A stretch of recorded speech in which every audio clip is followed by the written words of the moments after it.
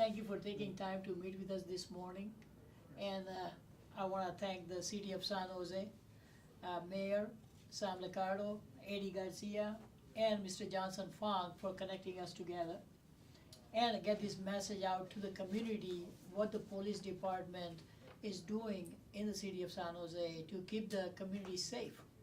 Thank you to the Eros de la Comunidad for this opportunity and for this interview. I've been with the San Jose Police Department for 18 years. 18 years, that's a long time. I started off in patrol, worked patrol for about 8 years here, and have spent in and out of the Detective Bureau with the assaults unit, with the robbery unit, and then back out to patrol again with field training. Was able to come back up as a supervisor when I got promoted. Worked in financial crimes, worked over in assaults, and then came over here to gang investigations. So you went to the school? Yes, I went to the University of Denver, degree in English. Minor in economics. I graduated in the fall of '93. And I actually tested and worked out in Colorado for Aurora PD for a little over 2.5 years out there before I came here to San Jose. And then I've been working here in San Jose since the end of '97 to now. So it was pretty much the beginning of my law enforcement career. Around the end of '94, I started working out in Colorado for Aurora PD. And then at the end of '97, I came out here to California to actually come back home because I grew up here in the Bay Area. Oh, okay. So I came back home and got hired with the San Jose Police Department. Why do you feel you were selected for local community unsung hero? I was unaware that I was nominated for this. Okay. My belief is to be able to get a message out, you need a single voice. And I believe that I think I was chosen to be the voice of all the people that came together for this task force. The chief, Eddie Garcia, basically said that we're going to get justice for those people that were assaulted on the day of that rally. And he was true to his word. He provided all the resources, the people, the means, and the time for us to be able to do this investigation. And I believe my lieutenant and the command staff and the mayor wanted one voice to put out there to the community that the police department came together because they care about the community. With that in mind, I can't say enough about the people that came together. We had detectives and civilians working together to accelerate the case investigations. They worked tirelessly through this. And in addition to this, during this time period, we lost an officer. And during that time, which was really difficult for us in the department, our detectives and our civilians still came together and still pursued to get justice. This couldn't have been done without the community's help. So if you look at the overall collaborative effort from within the police department to the community, we were able to do an amazing thing and clear 92% of the cases that did come forward. What do you think is the role of the leader in the community? That's a big question because I believe anybody can be a leader. It's about having integrity, tenacity, and the ability to work collaboratively with people. I believe the same thing, a leader should always walk into a room not assuming they're the smartest person in the room, but that they have many smart people with many talents to be able to pull those talents from those people and utilize them to benefit the community. What do you feel that children can do to be a leader? I think one of the best things that they could do is go to school and get their education. The education that is provided for everybody when you're a kid provides all the opportunities to develop yourself and what you're strong at to become a leader. And I think what a lot of people forget, a lot of students forget, is homework is just practice for the next day's lesson. That's true. And when they're in the classroom, there may be one teacher up in front of the classroom. But that learning that happens in that classroom is a collaborative effort. If everybody participates in that classroom, and is prepared for that day of learning, everybody's going to learn something. What are the traits one should have in order to be a leader? Integrity, tenacity, and a collaborative attitude. If you have integrity, you're honest. You're not hiding anything. You're always doing your best and always trying to do the right thing at the right time in the right moment and for the right reasons. Tenacity means you're never giving up. You're always working to accomplish whatever goal there is. People respect that. People respect someone who shows up and works hard. And people will follow that. I think one of the most important things in today's world, in our society, especially here, is the idea of approaching everything with a collaborative attitude.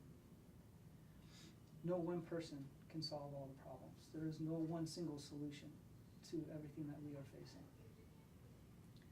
But if you approach every problem with a team effort, that there is a group of people that all have separate talents, and as a leader, you have the ability to pull those strengths out of each individual and apply it to solving a problem. I believe that's one of the strongest qualities that today's leader in the community could have. Mm-hmm. So, what is the police role in the community, and how can you help people and the other people in the community understand what are you doing and why are you doing? It's a big question. I'll start at the beginning with what I believe the role of the police is in the community. We are the guardians of a community.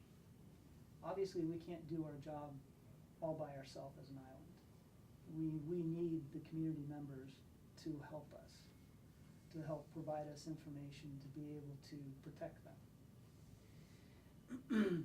We are also the givers of information.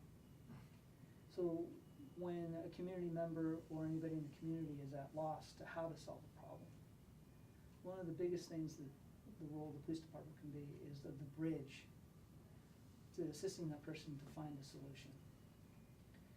In a way, to be the leader in the moment, to find where in the community the strength is or the solution is for that person. Not necessarily the people that actually solve the problem right then and there, Right. but the people that can provide the information and connect people with other members of the community that could help them resolve that problem.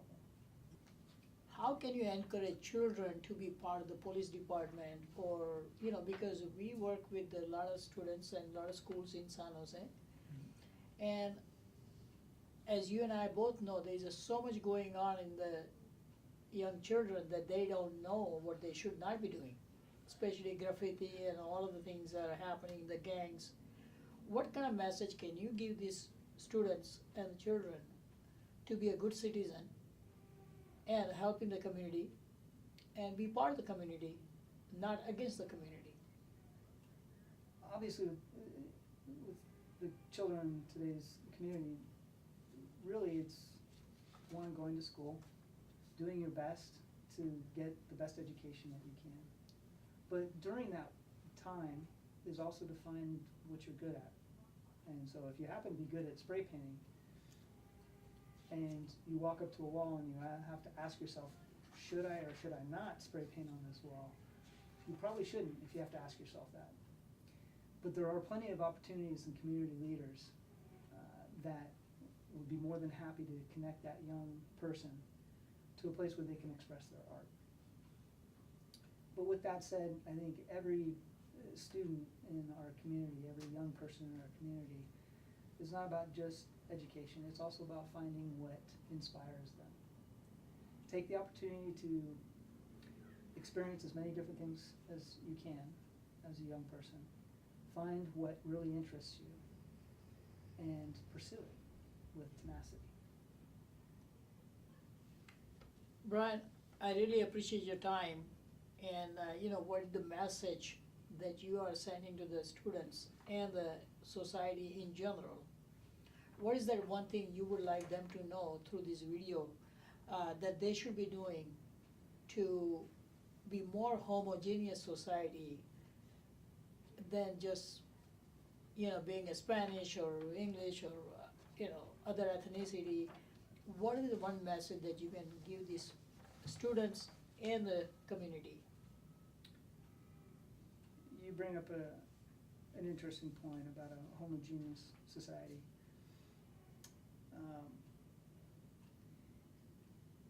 I had a great aunt pass away recently, and she was part of what we call, when we look back in the history of our nation, we call that generation the greatest generation that our country has ever seen.